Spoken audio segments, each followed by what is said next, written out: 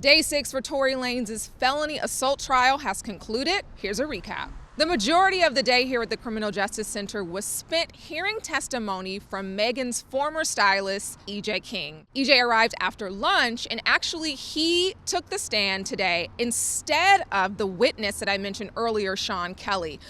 We presume that EJ was brought in today just because his schedule allowed for him to testify today.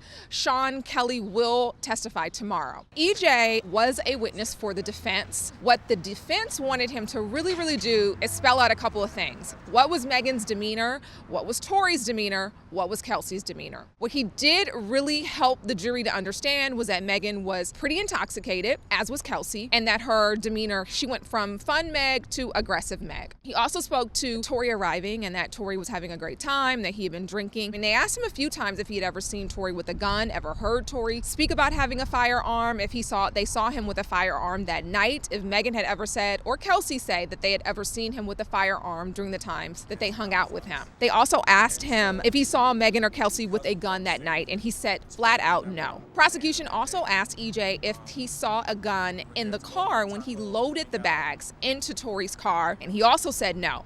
It ended up bad, just alcohol played a part.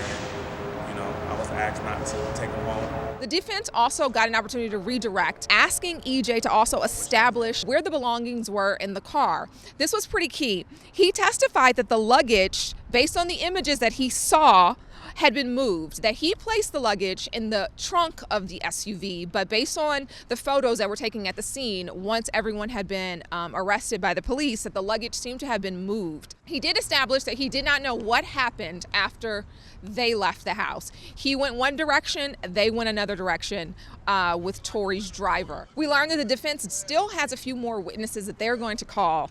Officer Diaz, Detective Stogner, who was the original detective on the case, and the witness, Sean Kelly.